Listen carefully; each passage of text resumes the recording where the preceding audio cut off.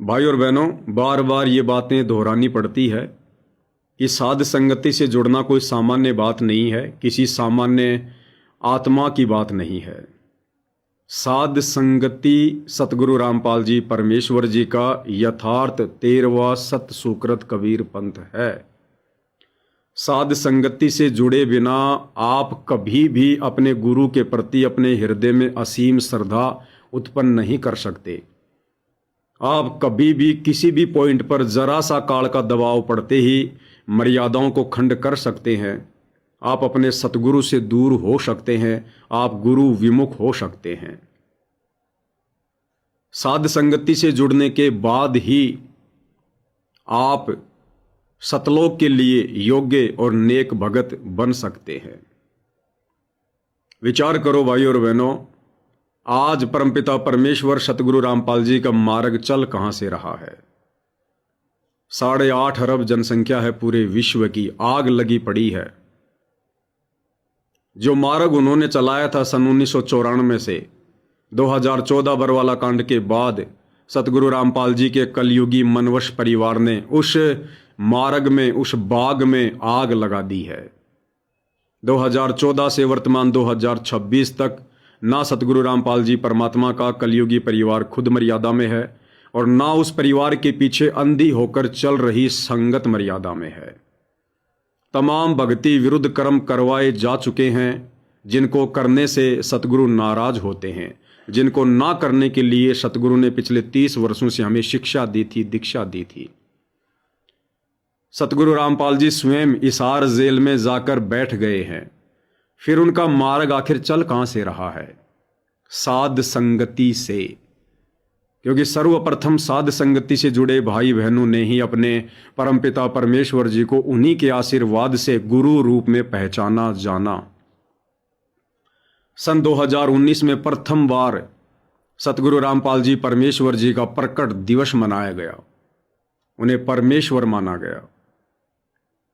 सन 2020 में प्रथम बार साध संगति से जुड़े भाई बहनों के द्वारा जून के महीने में जो कागज के टुकड़े वाली कबीर की समझे जाने वाली जो मुर्दा फोटो है, उसको भगवान मानकर उसका कबीर प्रकट दिवस मनाने का विरोध किया गया।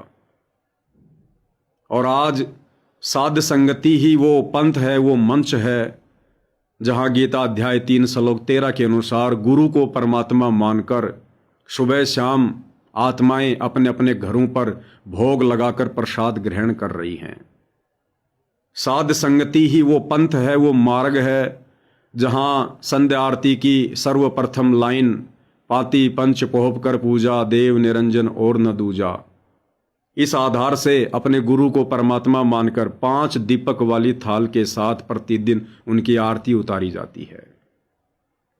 साध संगति ही वो मंच है जहां केवल अपने गुरुदेव भगवान के अलावा किसी और को दंडवत प्रणाम नहीं किया जाता, अपने गुरु के अलावा किसी और का जय जयकार नहीं किया जाता।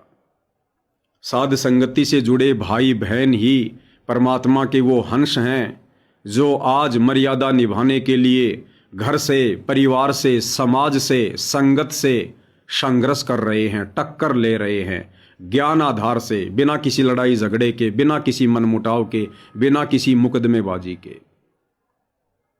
और साध संगति ही वो मंच है, वो पंथ है, जहां अनवरत इसार जेल में बैठे हुए सर्वज्ञ, अंतर्यामी, सर्वशक्तिमान परम ब्रह्म परमात्मा सतगुरु रामपाल जी का आशीर्वाद निरंतर उन आत्माओं के शीश के ऊपर आशीर्वाद रूप में बरस रहा है।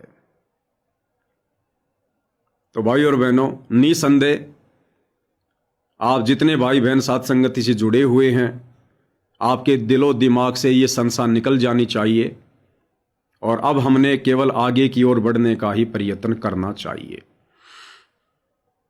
तो भाई और बहनों, पूज्य गुरुदेव भगवान के विशेष आशीर्वाद से वर्तमान में अपने मिशन के तहत इसार जेल में बैठकर जो विशेष संदेश वे भेज रहे हैं, अपनी आत्माओं का पोषण कर रहे हैं, उन विशेष संदेशों के ऊपर निष्कर्ष निकालने की सतगुरु महिमा की प्रक्रिया जारी है। इसी दिशा में आज विशेष संदेश नंबर 15, उसका भाग नंबर 2 है। भाई और बहनों, आप और हमने इन विशेष संदेशों को सुनकर, समझकर, और जो विशेष आदेश गुरुदेव भगवान ने इनमें छुपा रखे हैं हमें योग्य भगत बनाने के लिए, उनको समझकर, परखकर आप और हमने अपने आध्यात्मिक जीवन में अमल में लाना है। हमने गुरुदेव भगवान को प्रसन्न करना है, उनकी मेहर प्राप्त करनी है। आज एक बहन का दास के पास में व्हाट्सएप पर मैसेज आया, 18 मिनट की ऑडियो थी। काफ़ी कुछ बातें बहन ने बताई हैं। एक बात का बहन ने जिक्र किया, क्योंकि बहन जो है वो पेशे से डॉक्टर है, उनके पति भी डॉक्टर हैं, सतलोक आश्रम से जुड़े हुए थे। फिर साध संगति का पता चला, परमात्मा की दया हुई, पिछले 1-1.5 साल से वो साध संगति से जुड़ी हुई है। तो आज बहन ने बताया कि अक्सर जब मुझे कोई शंका होती है, मेरे मन में कोई दुविधा होती है, तो पिताजी सौपन में आकर, पिताजी यानी परमेश्वर रामपाल जी, क्योंकि गुरु को अपना बाप माने बिना हम भक्ति मार्ग पर एक कदम भी आगे नहीं बढ़ सकते। वो हाथ अपना रख दे सिर पर जिसने मान गुरु को बाप लिया। तो गुरुदेव भगवान अक्सर उनकी शंकाओं का समाधान कर दिया करते हैं। तो बहन ने बताया कि ऐसे ही मुझे परमेश्वर जी के सौपन में दीदार हुए, परमात्मा जी बैठे हुए हैं, और कुछ बातें मैंने परमपिता परमेश्वर जी से पूछी, जिनमें एक बात तो ये थी कि मुझे थोड़ा सा डाउट था, क्या कोई अपने गुरु के साथ ऐसा कर सकता है, ऐसा धोखा कर सकता है, ऐसी बुद्धिहीनता कर सकता है? क्योंकि अभी कुछ दिन पहले जो मान सम्मान के कार्यक्रम हरियाणा के गांव वालों से सतलोक आश्रम कमेटी के द्वारा आयोजित करवाए गए थे, तो बहन को कुछ शंका थी कि इस मार्ग में इस प्रकार के कार्यक्रम नहीं होते हैं। तो सौपन में बहन बैठी हुई है, सामने परमात्मा जी बैठे हुए हैं, पीछे कुछ सतलोक आश्रम कमेटी के भाई बैठे हुए हैं। तो बहन ने जब गुरुदेव से पूछा कि गुरुदेव क्या कोई ऐसा भी कर सकता है, यानी आपके साथ रहने वाले दिन रात, क्या वो लोग भी ऐसा कर सकते हैं, ऐसा धोखा हो सकता है, ऐसी बेवकूफ़ी कर सकते हैं? तो गुरुदेव ने कहा कि बेटी हाँ, कर सकते हैं। फिर बहन ने जब पीछे मुड़ के देखा तो सतलोक आश्रम कमेटी वाले बहन की ओर आंख निकाल के गुर्रा रहे थे कि आपने ऐसा सवाल क्यों पूछा। और भी काफ़ी बातें हुई। फिर बहन कह रही थी कि मैं रो रो के परमपिता परमेश्वर जी से अरदास कर रही थी कि हे परमात्मा, इंसान भले अपनी समस्या किसी को ना बताए, लेकिन हर घर में समस्या है, हर घर में संघर्ष है। मैं बहुत दुखी हूँ, बहुत परेशान हूँ परमात्मा, आपके दया से अच्छा खासा परिवार है, सब कुछ है, लेकिन अब आपका ज्ञान जो अंतःकरण में उतर गया है, समा गया है परमात्मा, यहाँ कुछ भी अच्छा नहीं लग रहा है।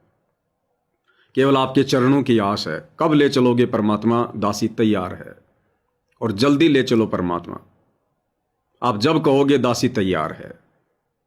क्योंकि भाइयों और बहनों, ये ज्ञान ही ऐसा है। जब सर्वानंद जी कबीर परमात्मा जी के पास में वाद विवाद करने के लिए गए थे, तो एक लोटा जल का भर के कमाली को दिया और कहा जा कबीर को दे दे, मेरे सवाल का क्या जवाब है मुझे बताना। परमात्मा ने एक सुई ली और लोटे में डाल दी और वापस भेज दिया। कमाली ने लोटा सर्वानंद को दे दिया। सर्वानंद ने कहा कि मेरे सवाल का क्या जवाब दिया? तो कमाली ने कहा कि उन्हीं से बात करो। इतने में परमात्मा जी आ गए। सर्वानंद ने कहा कि कबीर, तूने मेरे सवाल का क्या जवाब दिया? परमात्मा जी ने कहा कि आप अपना सवाल बताइए। तो सर्वानंद ने कहा कि मैं अपने आप में सर्वज्ञ हूँ, परिपूर्ण हूँ, मेरे आगे तू टिक नहीं पाएगा, मेरे ज्ञान के आगे। तो परमात्मा जी ने कहा कि मैंने लोटे में जो सुई डाली है ना, और ये सुई तेरे लोटे के पेंदे में जा लगी और कुछ बूंद पानी की तेरे लोटे से बाहर निकल गई। तो तेरे सवाल का जवाब ये है कि मेरा जो तत्व ज्ञान है वो तोप का गोला है। तेरे अज्ञान रूपी इस जिसको तू ज्ञान कह रहा है, इसको ढा देगा। और देख, जिस प्रकार ये सुई तेरे लोटे के पेंदे में जा टिकी और कुछ जल भी बाहर निकल गया, इसी प्रकार मेरा ज्ञान जब तू सुनेगा तेरे अंतःकरण में जा समाएगा, और ये तो तेरा अज्ञान है ना, ये बूंद बूंद करके बाहर निकल जाएगा। तो सतगुरु रामपाल जी परमेश्वर जी का तत्व ज्ञान भाई और बहनों ऐसा ही है। जिस आत्मा ने गहराई से इस ज्ञान को सुन लिया आत्म कल्याण की दृष्टि से, देखो मनोरंजन के लिए या टाइम पास के लिए या धन प्राप्ति के लिए सुनोगे, ये ज्ञान कभी भी आपको समझ में नहीं आ सकता, क्योंकि ये ज्ञान खाली सुनने मात्र से समझ में आने वाला नहीं है। ये ज्ञान सतगुरु रामपाल जी की विशेष रजा से समझ में आएगा। सुनने को तो भाई और बहनों साधना टीवी चैनल पर पिछले 9 वर्षों से सत्संग चल रहे हैं। साधना टीवी चैनल के जो वर्कर हैं, जो मजदूर हैं, जो लोग वहाँ सर्विस करते हैं, जो रोजाना प्रतिदिन 1 घंटे का सत्संग चलाते हैं, उन लोगों की मजबूरी है वहाँ बैठकर सत्संग को सुनना, कि बीच में कहीं सत्संग बंद ना हो जाए, कोई डिस्टरबेंस ना हो जाए। तो भगतों से ज़्यादा, यानी भगत तो कभी कभार साधना टीवी चैनल पर सत्संग देखना मिस भी कर देगा, लेकिन साधना टीवी चैनल वालों की तो ड्यूटी है प्रतिदिन चलाना, उनको तो देखना ही देखना पड़ेगा। तो पिछले 9 वर्षों से लगातार साधना टीवी चैनल वाले संत रामपाल जी के सत्संग सुन रहे हैं। क्या उन्होंने नाम दीक्षा ले ली? क्या वो भगत बन गए? क्या वो ज्ञान उनके समझ में आ गया? क्या वो ज्ञान उनके अंतःकरण में उतर गया? 1% भी उनको समझ में नहीं आया। क्यों? क्योंकि वो लोग इस ज्ञान को उस दृष्टिकोण से नहीं सुन रहे हैं, नहीं समझ रहे हैं, आत्म कल्याण वाले दृष्टिकोण से नहीं सुन रहे हैं, केवल एक पैसे की दृष्टि से कि हमारा धंधा है, सत्संग चलाएंगे, उधर से पैसा मिलेगा। तो ये ज्ञान मात्र सुनने से समझ में नहीं आता भाई और बहनों। सुनने को तो परमात्मा सतयुग से सुनाते आ रहे हैं। बड़े बड़े विद्वानों को परमात्मा ने ये ज्ञान सुनाया है, वशिष्ठ जैसों को, दुर्वासा जैसों को, विश्वामित्र जैसों को, मार्कंडे जैसों को, मनु जैसों को। क्या ये ज्ञान उनकी समझ में आया? टपका भर भी नहीं आया। तो बहन ने आत्म कल्याण की दृष्टि से अपने गुरुदेव के वचनों को सुना, तो अंदर वो तड़फ, वो कसक पैदा हुई सतलोक की। इस गंदे लोक में सर्व सुख होते हुए, यानी जो प्रारब्ध में बहन के जो सुख हैं, अच्छा खासा परिवार है, पति भी डॉक्टर है, खुद का मकान है, बच्चे भी हैं, कोई कमी नहीं है, परमात्मा भी मिल गया, फिर भी अंदर जो एक बेचैनी है, जो एक तड़प है, एक कशक है, जो एक कमी, एक खोखलापन हमेशा महसूस होता है, वो उस ज्ञान के कारण, उस ज्ञान ने अंदर बेचैनी पैदा कर दी, हलचल पैदा कर दी। अब वो ज्ञान यहाँ पर सुख से रहने नहीं दे सकता, आपको इस गंदे संसार की गंदी व्यवस्था में रमणे नहीं दे सकता, क्योंकि वो ज्ञान ऐसा ही है, पूरे सिस्टम को हिला के रख देता है। तो इस आधार से बहन ने परमात्मा जी से अर्ज की, अरदास की। तो गुरुदेव भगवान ने कहा कि बेटी अगली बार। बहन ने कहा कि परमात्मा ले चलो। गुरुदेव ने कहा कि बेटी अगली बार। बहन को चिंता बनी कि अगली बार का मतलब है अगला जन्म, और अगला जन्म, ये परमात्मा जरूरी नहीं है कि अगले कलयुग की पिछली पीढ़ी में फिर आप मुझे अपनी शरण में ले लोगे। और अगला कलयुग कब आएगा परमात्मा? हमें तो ये जीवन भी पहाड़ जैसा लग रहा है। तो बहन और ज्यादा अंदर से भावुक हो गई, चिंता बनी। फिर परमात्मा जी के चरणों में अरदास की, है परमात्मा दासी को ले चलो। फिर गुरुदेव ने कहा कि बेटी अगली बार। और भी बहुत सारी बातें हुई। फिर बहन का शोपन टूट जाता है। बहन ने कहा कि अगर ये शोपन मुझे उस स्थिति में आता जब मैंने ज्ञान को गहराई से ना समझा होता, ना परखा होता, तो शायद मैं भक्ति छोड़ देती, मेरी उम्मीद टूट जाती, मेरी वो कशक, वो तड़प शायद समाप्त हो जाती कि जब मुझे सतलोक जाना ही नहीं है, परमात्मा मुझे इस जन्म में लेकर ही नहीं जाएंगे, तो क्या फायदा फिर इतनी मर्यादा निभाने का, इतना सब कुछ प्रयत्न करने का। लेकिन बहन और ज्यादा उमंग में भरी। और क्यों भरी भाई और बहनों? इसी को कहते हैं तत्व ज्ञान हृदय में समाना। इसी को कहते हैं सतगुरु की तरफ से परीक्षा लेना। सतगुरु शब्द की चोट मारेगा, शब्द की चोट, और जो शब्द की चोट को सहन कर गया, जो समझ गया, गुरुदेव कहते हैं उसका बेड़ा पार है। अब गुरुदेव भगवान ने कहा कि बेटी अगली बार। तो अगली बार का तो सीधा सा मतलब है भाई फिर कभी मनुष्य जन्म मिलेगा, या फिर कभी कलयुग की पिछली पीढ़ी में आपका नंबर आएगा, तब आपको सतलोक लेकर चलेंगे। लेकिन ये बहन की परीक्षा है। ये बात तो परमात्मा किसी को कह ही नहीं सकते, किसी को कहेंगे नहीं कि अगली बार। जब ले जाने के लिए अब की बार आए हैं, तो अगली बार पर क्यों छोड़ेंगे? हमें खुद पूज्य गुरुदेव भगवान बार बार कहते हैं कि बच्चों अगले जन्म की उम्मीद मत करना। कभी मन में भी ये बात मत लेके आना कि अगले जन्म में देख लेंगे, अगले जन्म में देख लेंगे। ये भी तुम्हारी कमजोरी होगी। फिर भला सतगुरु रामपाल जी अपनी तरफ से अपनी उस आत्मा को ऐसा बोलकर क्या तोड़ेंगे?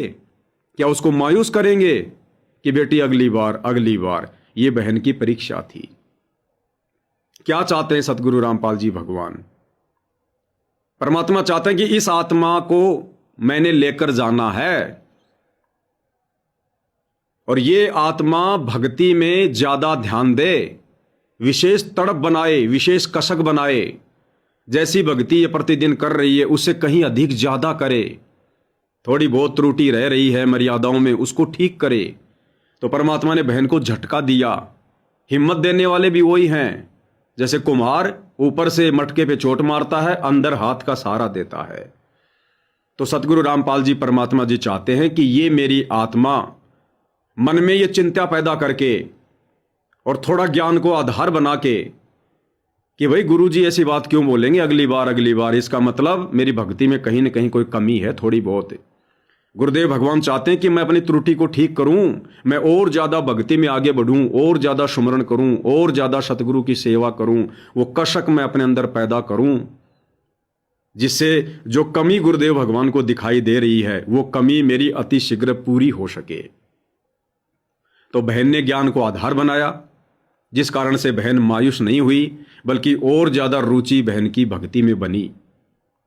क्योंकि बहन समझ गई कि जब सतगुरु सतलोक से चलकर इस गंदे लोक में, इस कलयुग की बिचली पीढ़ी मोक्ष के प्राइम टाइम में आए हैं, प्रकट हैं, और हम आत्माओं को इतनी दीक्षा दे रहे हैं, इतनी शिक्षा दे रहे हैं, इतना उपदेश दे रहे हैं कि बच्चों अगले जन्म पे मत छोड़ना। फिर मेरा सतगुरु कैसे कहेगा ये बात कि अगली बार? इसका मतलब सतगुरु चाहता कि बेटी डबल भक्ति कर, डबल और ज्यादा भाव बना, श्रद्धा बना।